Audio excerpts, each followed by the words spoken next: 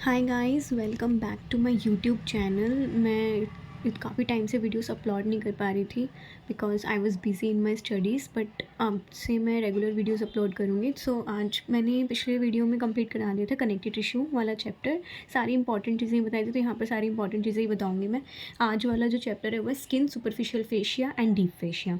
इनमें superficial fascia से कोई क्वेश्चन नहीं आते हैं, तो सबसे पहले हम स्टार्ट करेंगे स्किन से। स्किन के बाद हम स्टार्ट करेंगे डीप फेशिया। यही इंपॉर्टेंट है इसमें, बाकी जो मेन चीज़ है वो मैं बता ही दूँगी। तो सबसे पहले स्किन से क्वेश्चन आ जाता है, लेयर्स ऑफ स्किन की बात कर लेते हैं। सब जो कैडेवर्स होते हैं, कैडेवर्स पे जब हम डाइसेक्ट करते हैं तो उसमें जो फर्स्ट लेयर होती है वो स्किन होती है। स्किन में दो लेयर्स प्रेजेंट होती हैं, एक होती है epidermis. Skin has epidermis and another one is dermis. Epidermis and dermis, इन पर हम क्या करते हैं, इंसिजन देते हैं। इंसिजन देने के बाद हम रिमूव करते हैं सुपरफिशियल फेशिया। सुपरफिशियल फेशिया होता है जो सारी मसल्स के ऊपर इन सब पे प्रेजेंट होते हैं, वैसे कवर करके रखता है। नर्व्स हो गई, आर्टरीज हो गए, वेन्स हो गए, उनके ऊपर प्रेजेंट होता है, वो सारा हम रिमूव करते हैं टू सी देम। देन उसके सुपरफिशियल फेशिया के नीचे होता है deep fascia. Deep fascia modified होता है, वो कैप्सूल बनाता है और लिगामेंट्स बनाता है, टेंडेंस बनाता है, वो मैं आगे बताऊंगी। सबसे पहले एपिडर्मिस देखते हैं। स्किन है, स्किन की फर्स्ट लेयर हो गई एपिडर्मिस। एपिडर्मिस के नीचे होती है डर्मिस। एपिडर्मिस में, एपिडर्मिस के बारे में कुछ बातें देखते हैं। एपिडर्मिस में जो फर्स्ट पॉइंट है, it is superficial.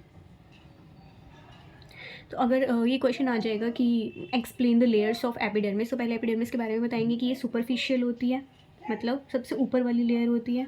A vascular होती है, ए वैस्कुलर होती है and it is stratified squamous keratinised. Stratified squamous keratinised epithelium से कवर्ड होती है। ये मैंने कनेक्टिव टिश्यू वाले चैप्टर में एक्सप्लेन कर दिया था, तो उसमें से देख लेना। स्ट्रेटिफाइड कैरेटिनाइज्ड स्क्वैमस इसमें प्रेजेंट होता है। नेक्स्ट इज, इसमें 4 डिफरेंट टाइप्स के सेल्स होते हैं। 4 डिफरेंट टाइप्स ऑफ सेल्स, ये भी शॉर्ट नोट में या एमसीक्यूज में क्वेश्चन आता है, हमारे एग्जाम में भी आया था। 4 डिफरेंट टाइप्स ऑफ सेल्स होते हैं। Number 1 is keratinocyte, second is melanocyte, third one is Langerhans cell,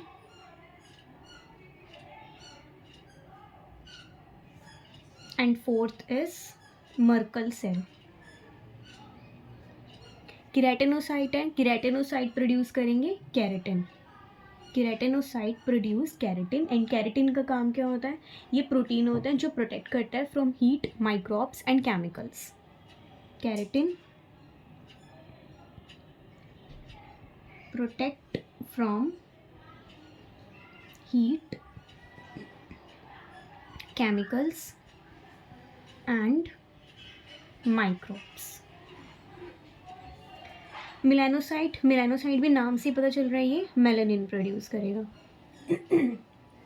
melanocyte melanin produce करता है, एंड जो मेलानिन होता है ये भी पिगमेंट होता है जो कलर प्रोवाइड करता है स्किन को एंड एब्जॉर्ब करता है यूवी रेज को।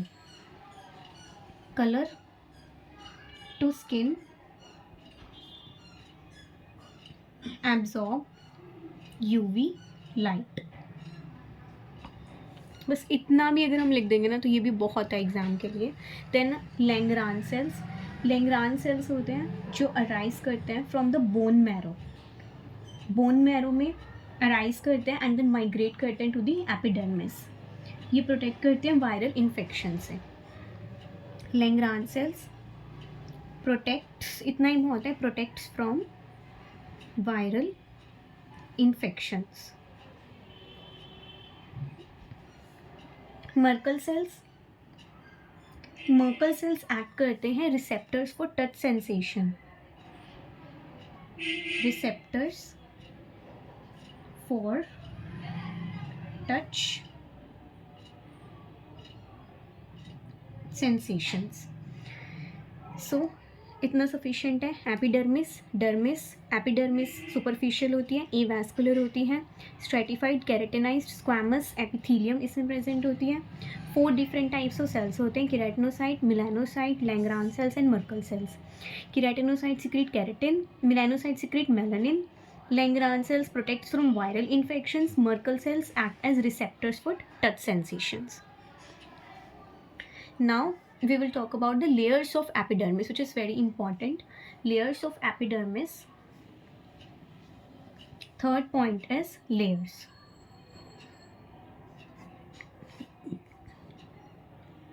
Layers of epidermis में जो first layer होती है epidermis की, that is stratum basal. Stratum basal. Second is stratum spinosum.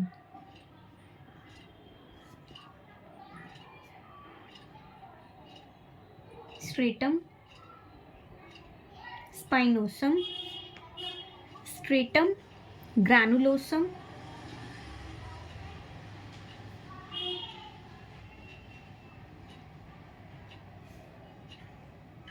Stratum lucidum. Stratum corneum.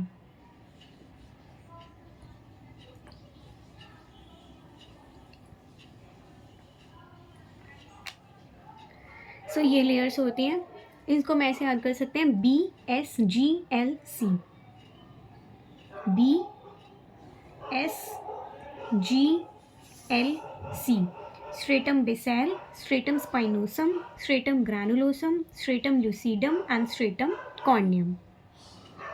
अब इनमें देखते हैं इनमें क्या क्या प्रेजेंट होता है।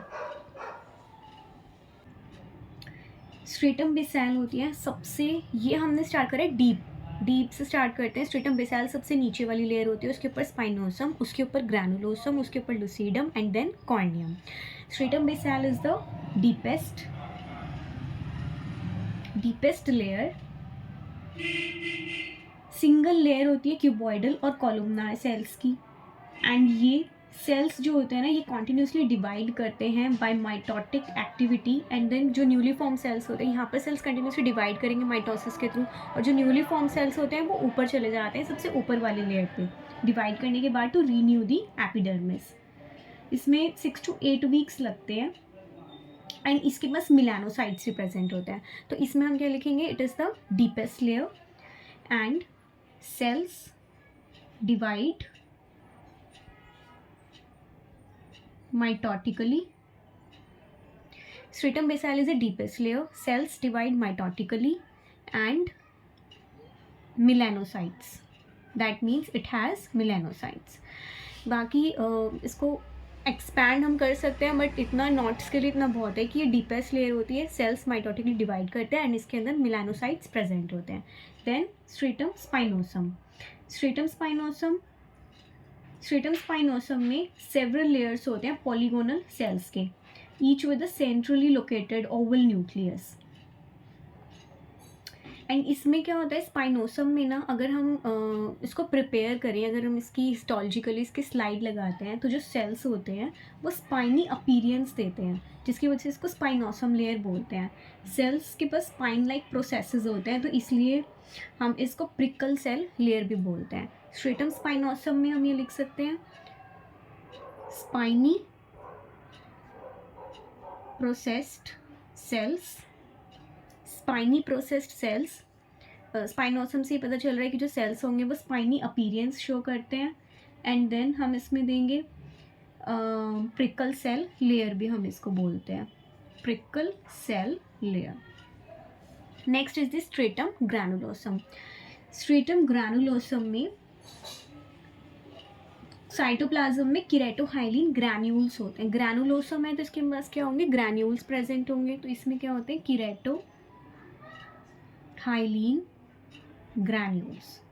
केराटोहाइलिन ग्रैन्यूल्स प्रेजेंट होते हैं। Then is the stratum lucidum. Stratum lucidum एक होमोजीनियस ग्लासी लेयर होती है, it is homogeneous glassy layer and ये सिर्फ जो थिक एरियाज होते हैं लाइक पाम्स, लाइक सोल्स, वहीं पर ये वाली लेयर होती है, अदरवाइज ये लेयर एब्सेंट होती है. It is present in palms and soles. Next, the most superficial layer is the stratum corneum. Stratum corneum consists of flat layers of fully keratinized flat scale-like dead cells. Means इसके पास भी keratinized cells होते हैं which are filled with the protein keratin. Keratinized cells. अब इसमें जो एक main चीज़ ये आती है कि स्ट्रेटम बेसल में स्ट्रेटम स्पाइनोसम, ग्रैनुलोसम, ल्यूसीडम एंड कॉर्नियम, इन सब में जो न्यूक्लियस होते हैं और जो सेल्स होते हैं वो कैसे प्रेजेंट होते हैं, कैसे अरेंज्ड होते हैं, ताकि डायग्राम बनाने में भी इसकी प्रॉब्लम ना आए. First of all the stratum basal में क्यूबॉइडल या कॉलमनार सेल्स की सिंगल लेयर प्रेजेंट होती है.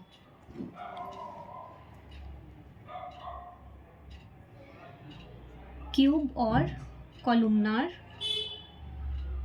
सेल्स होते हैं इसमें. और जो स्ट्रेटम स्पाइनोसम होती है इसके पास पॉलीगोनल सेल्स होते हैं. स्ट्रेटम ग्रैनुलोसम में फ्लैट सेल्स होते हैं,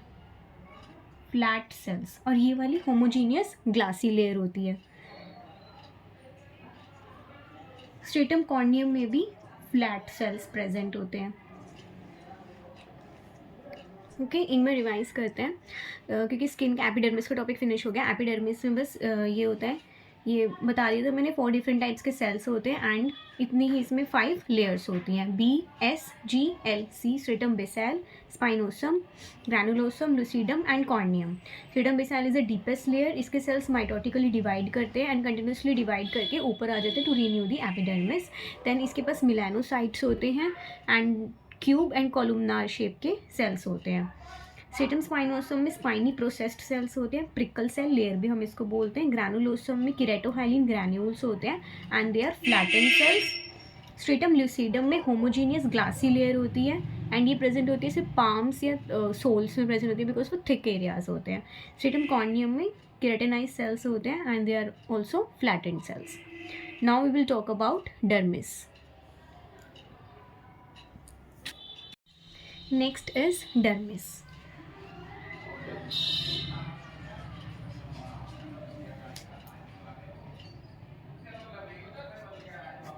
डर्मिस में भी क्या होता है, dermis just it is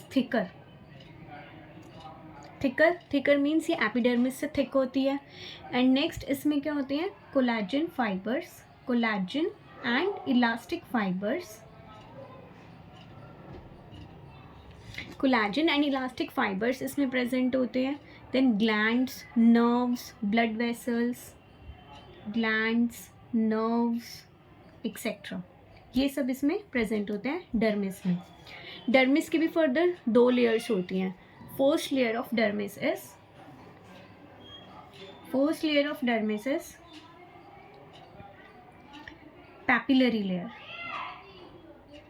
papillary layer and another one is reticular layer. Papillary layer and reticular layer. Papillary layer is present just below epidermis.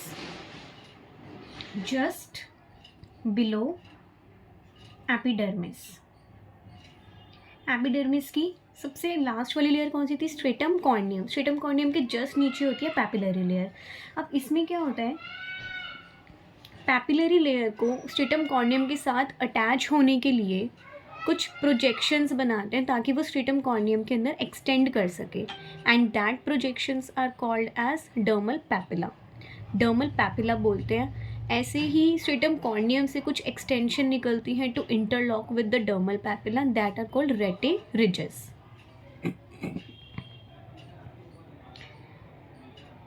Dermal papilla interlock with ratty ridges, interlock with ratty ridges of stratum corneum. ये आपस में interlock करने के लिए होते हैं, dermal papilla and रेटी ridges. बस पैपिलरी लेयर में और कुछ नहीं होता. और रेटिकुलर लेयर में क्या होता है, रेटिकुलर लेयर में ना कोलेजन फाइबर्स होती हैं. कोलेजन फाइबर्स जो होती हैं वो अरेंज्ड हो जाती है. Collagen fibres arranged in bundles, bundles में अरेंज होती हैं, producing cleavage lines, producing cleavage lines. इनकी जो अरेंजमेंट होती है वो क्लीवेज लाइन्स बना देती है. Cleavage lines, so during stretching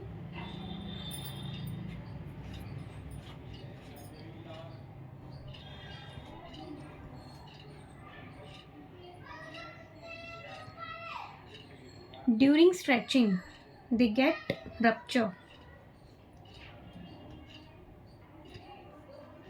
producing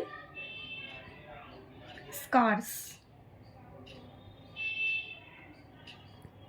pregnancy के टाइम पे जब ये बहुत ज़्यादा स्ट्रेच हो जाती हैं तो स्ट्रेच होने की वजह से ये स्कार्स प्रोड्यूस कर देती हैं, which are also known as the stretch marks. Get rupture producing scars called stretch marks.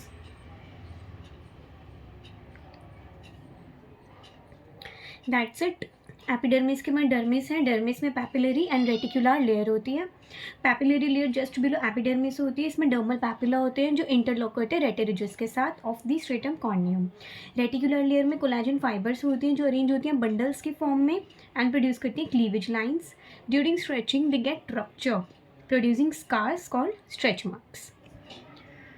Now we will continue with superficial fascia and deep fascia.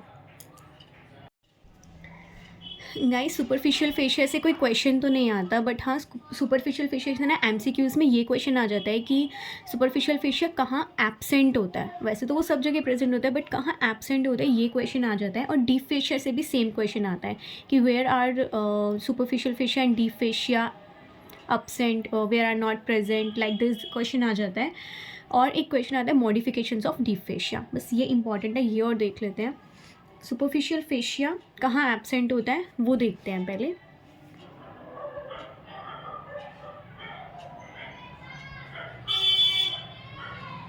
Superficial fascia is absent in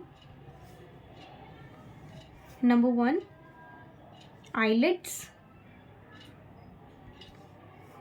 number 2 external ear, number 3 penis, number 4 scrotum. That's it. Eyelids, external ear, penis and scrotum. Superficial fascia in areas में absent होता है. Now we will see deep fascia. Deep fascia is absent in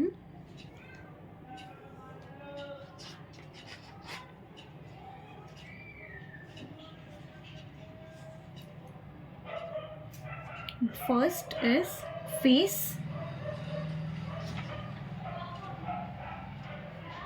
second breast, third anterior abdominal wall. So deep fascia absent होता है face में, breast में, anterior abdominal wall में and the same that is penis and scrotum. यहाँ पर भी deep fascia absent होता है.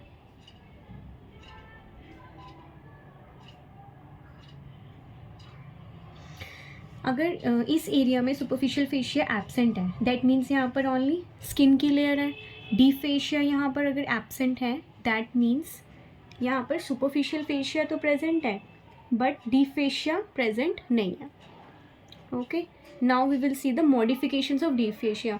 एक सर्टेन लोकेशंस पे ना डीप फेशिया मॉडिफाई हो जाता है. वैसे तो हमारे पास लेयर्स हैं ही, दैट इज स्किन की लेयर है, डर्म, फिर एपिडर्मिस है, उसमें डर्मिस है, देन हमारे पास सुपरफिशियल फेशिया. डीप फेशिया की लेयर्स तो होती हैं, बट क्या होता है कि ना सुपरफिशियल फेशिया के नीचे जो डीप फेशिया होता है वो मॉडिफाई होके कुछ स्ट्रक्चर्स बना लेता है प्रोटेक्शन प्रोवाइड करने के लिए.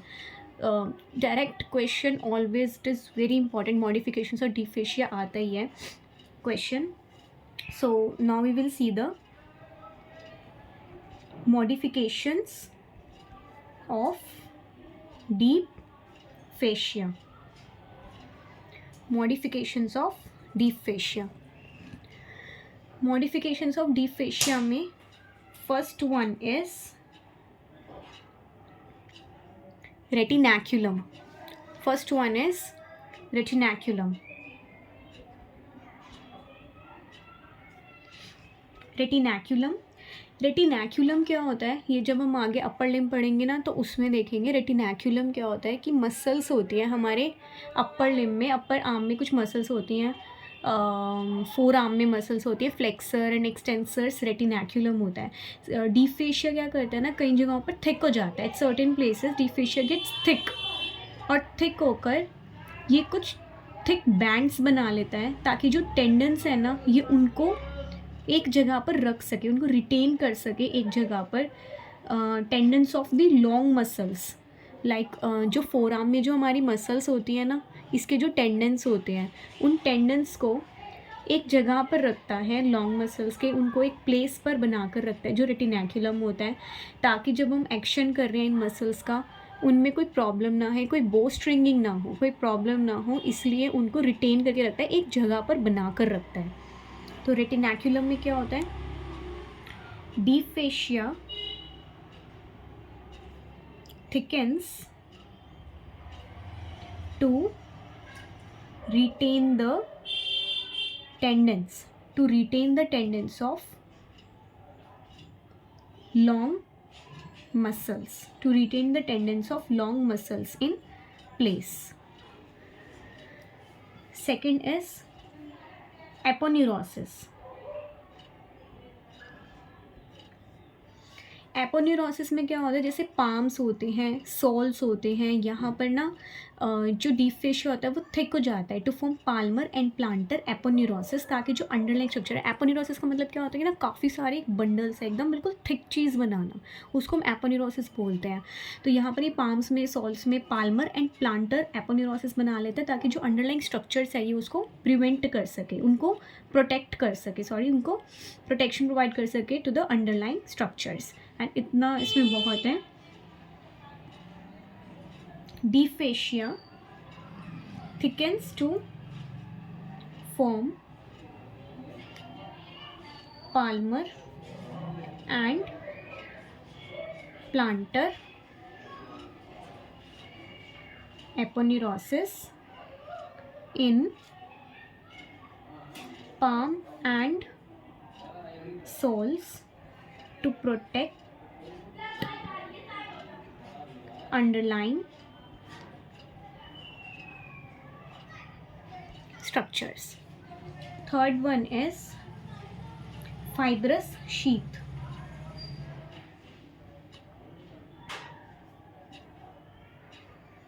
सर्टेन साइड्स पे ना डीप फेशिया कंडेंस हो जाता है. अभी वो थिक हो रहा था, अब उसने क्या करा, कंडेंस हो गया, बिल्कुल कंडेंस हो जाता है to form a sheath around neurovascular bundles.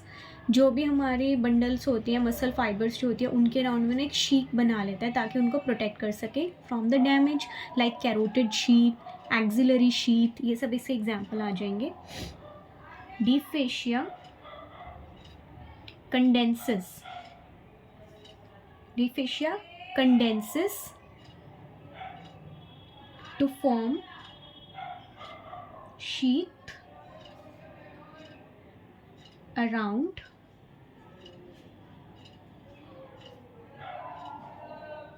neurovascular bundles to protect them from damage. That's it. इसमें इतना बहुत है. Fourth one is fibrous capsule.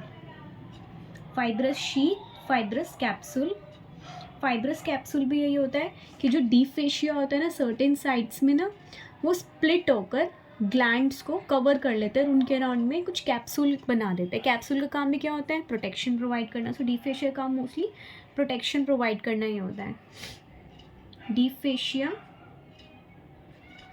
splits to enclose glands. Deep fascia splits to enclose glands to form capsule around them. Next one is fibrous flexor sheath. Fibrous flexor sheaths.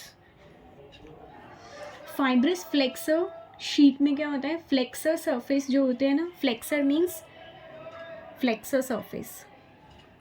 Flexor surface जो होते हैं जैसे fingers के, टॉज के, तो deep fascia वहाँ पर thick हो जाता है to form sheet around the long flexor tendons. यहाँ पर भी मसल है, यहाँ पर भी टेंडेंस है। जैसे इसने यहाँ पे फाइब्रस शीट बनाई थी, ऐसे यहाँ पर ये फाइब्रस फ्लेक्सर शीट बना रहे हैं। वहाँ पर भी इसने फ्लेक्सर के उसमें बनाई थी, यहाँ पर भी ये फ्लेक्सर टेंडेंस जो होते हैं उनके अराउंड में फाइब्रस फ्लेक्सर शीट बनाते हैं उनको प्रोटेक्शन प्रोवाइड करने के लिए। Deep fascia condenses to form sheath around flexor tendons. Sixth one is interosseous membrane. Guys अगर इसके अंदर के पॉइंट्स याद नहीं रहते ना तो बस इतने इनके नेम याद कर लेना, यही बहुत इंपॉर्टेंट है। अगर इनके नेम याद कर लेते हैं तो इंटरऑशियस मेम्ब्रेन क्या होती है? जो हमारी यहाँ बोन होती है, रेडियस एंड अल्ना, उनके बीच में प्रेजेंट होती है इंटरऑशियस मेम्ब्रेन। तो वो इंटरऑशियस मेम्ब्रेन भी डीप फेशिया ने ही बनाई है। फोर आर्म में या लेग में वहाँ पर डीप फेशिया क्या होता है? मॉडिफाई करके इंटरऑशियस मेम्ब्रेन बना देता है।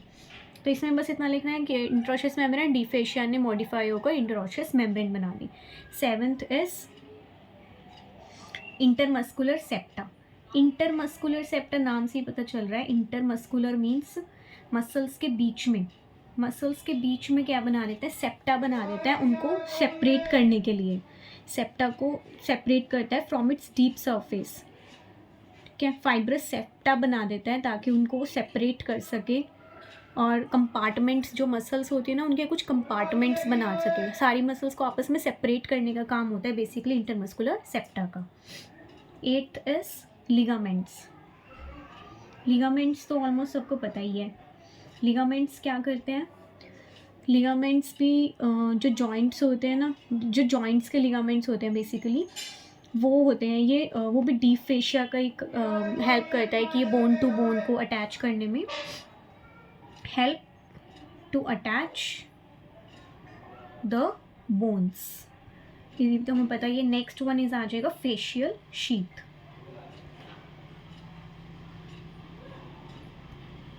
फेशियल शीट भी नाम से पता चल रहा है कि जो हमारा फेस होता है उसके अराउंड में शीट बनाने का काम होता है डीप फेशिया का। That's it. Superficial fascia. Superficial fascia कहाँ एब्सेंट होता है? Eyelids, external ear, penis and scrotum में सुपरफिशियल फेशिया एब्सेंट होता है। देन जो डीप फेशिया होता है, डीप फेशिया भी एब्सेंट होता है फेस में, ब्रेस्ट में, anterior abdominal wall, penis and scrotum, यहाँ पर ये एब्सेंट होता है। ये most 7 star topic, this is the 7 star topic, modifications of deep fascia. और ये सारी बेसिकली इंपॉर्टेंट ही हैं जो मैंने बताए हैं, बट मॉडिफिकेशन डीप फेशिया तो आता ही है 101%। अगर इस चैप्टर से लेयर्स और स्किन वाला नहीं आया तो फिर ये वाला क्वेश्चन ज़रूर आएगा। मॉडिफिकेशन और डीप फेशिया ये या वो दोनों में से एक आता ही है। देन मॉडिफिकेशन में क्या होता है? Retinaculum, retinaculum, aponeurosis, fibrous sheet, fibrous capsule, fibrous flexor sheet, interosseous membrane, intermuscular septa, ligaments, fascial sheet. ये एफ वाले ऐसे याद कर लो। रेटिनैक्यूलम एंड एपोनेरोसिस हो गया, then fibrous sheet, fibrous capsule, fibrous flexor sheet, fascial sheet, then interosseous membrane, intermuscular septa, I वाले, and then ligaments. 9 points हैं इसमें total modifications of deep fascia में। That's it. आज का ये वाला चैप्टर फिनिश हो गया एंड कल हम इससे नेक्स्ट वाला चैप्टर स्टार्ट करते हैं। ओके गाइस, अगर आपको वीडियो अच्छी लगी हो तो लाइक करना, सब्सक्राइब करना, कमेंट करना। Bye bye.